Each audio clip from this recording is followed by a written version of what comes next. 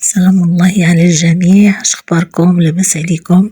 نتمنى تكونوا بخير وعلى خير وانتم كتشاهدوا هذا الفيديو ورزقكم ربي من فضله وحسانه.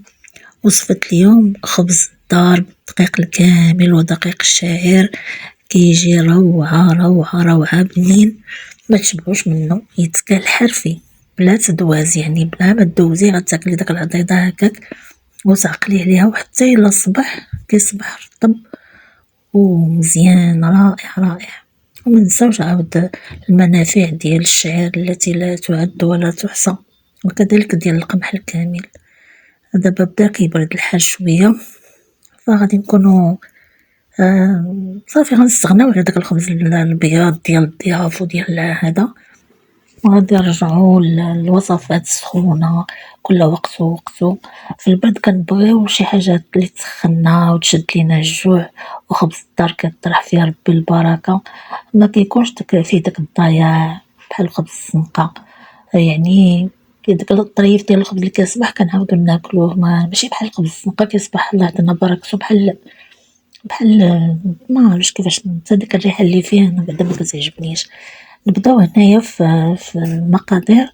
انا هنا درت على حساب افراد الاسره ديالي، درت 2 زليفات ديال الدقيق الكامل، كنغربلو هنا من ديك النخاله الغليظه، ضروري كنحيدها حيت كتكون شويه كنخلي غير النخاله الرقيقه. فانا كنغربلها. انا خديت هنا 2 زليفات صغار وكل واحد على حساب المقادير، على حساب افراد الاسره ديالو.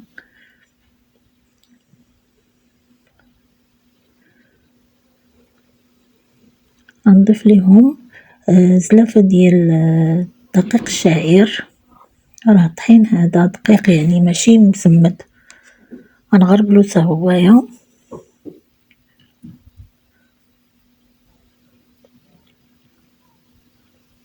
وضروري ما نضيف ليهم واحد 2 زليفات ديال الفرص الحرش، ماشي الفرص الرطب، الفرص المسمد، فضروري باش ما يجينيش قاصح وكارم، باش يبقى لي الا بقى لنا غد ليه نلقاو بعدا من ناكلو فيه. اما لما درتيش هاد الدقيق الابيض كيبقى كيقصاح، يعني حدو ديك الساعه ولكن من بعد ما تقدريش تاكليه. انا درت شويه الملحه، درت معلقه ديال الخميره، درت شويه ديال السكر، وغادي نخلي الخميره تفاعل مع السكر شويه وبعد نرجع ليها. هنا رجعت غادي نعجن بالماء دافي شويه، وعجينة الخبز ديال الشعير مع الدقيق الكامل كتكون شويه مرخوفه على العجينه الاخرى، كتكون شويه مطلوقه. فانا هنا ما غادي ندلك ما والو، غادي نخلط الخليط وغادي باش تنسجم ليا المليحه تذوب ليا وتنسجم ليا ديك الخميره مع السكر. ما نحتاج لا دليك لا والو، غادي نجمعها، والدليل انني درتها في هاد الطاسه هادي باش نغطيها ونخليها تخمر.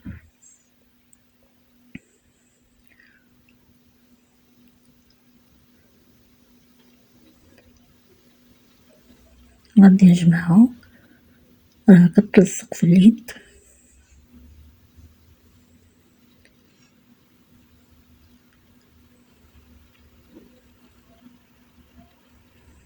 دائما كنستعن بالماء.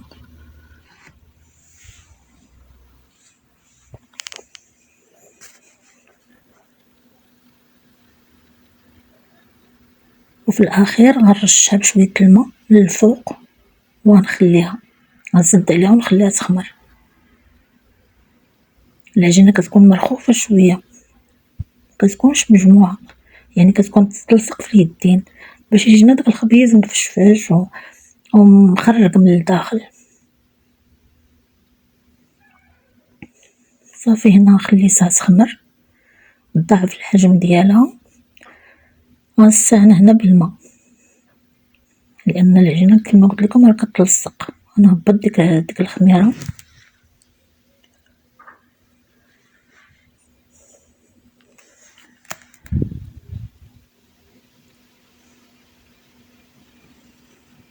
غنهبط الخميره وغنبدا غنقسم العجين ديالي على حسب الطاوة اللي عندك. أنا هاد العجين غادي نقسمو على 5 ديال الخبيزات. هنا درت الخبيزات الصغار، كنفضلهم على الخبز الكبير. الخبز الكبير كيبقاو دوك الطريفات ديال الخبز الصغير، بالعكس هاد الخبيزات الصغار اللي خدا شي وحيدة كيكملها وصافي مكيبقاوش ليا دوك الطراف ولا دوك القطع ديال الخبز. صافي هنا غنستعن بالما. انا وريتك هنا الطريقة الا بغيتي ديري الماء وتعاودي دوزيه. فانا هنايا كنقرص بالدقيق الكامل، فالطريقة موضحة في الصور. وتا بيت مغربي ما كتخفى عليه العجينة، تبارك الله كاع العيالات راه كيعرفوا يعجنوا. انا هنايا باش نتقاسم معاكم شي حاجة كنديرها في ظهري وصافي، ماشي باش نوري لشي حدا ولا باش انا هنا كنتقاسم معاكم كيفاش كنعجن طريقتي وحده ما كان. غنصاومر حتى نكملهم كاملين نلولبهم كما كنقولوا بالدارجة المغربية في الدقيق الكامل.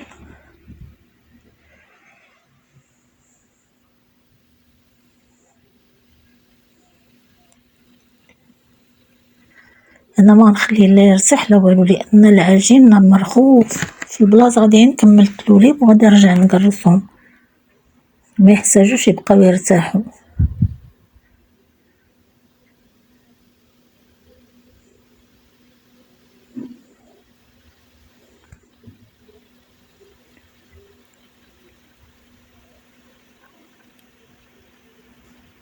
كنساليه الاخرى.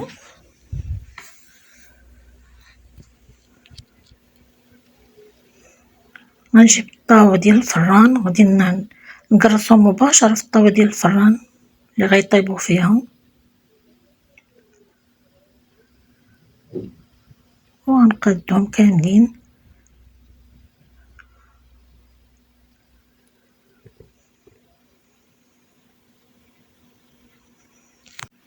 غادي نقرصهم كاملين بالاستعانة بداك الدقيق الكامل باش ما يلصقوش ليا بطبيعة الحال.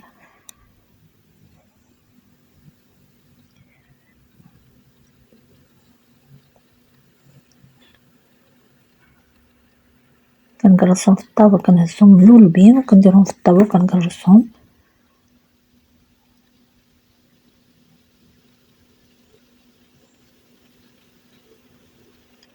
انا ما نخليهمش يخمروا بزاف لانهم خمروا الخميره الاولى. على ما يسخن ليا الفران غندير الفران يسخن مزيان وغندخلهم يطيبوا.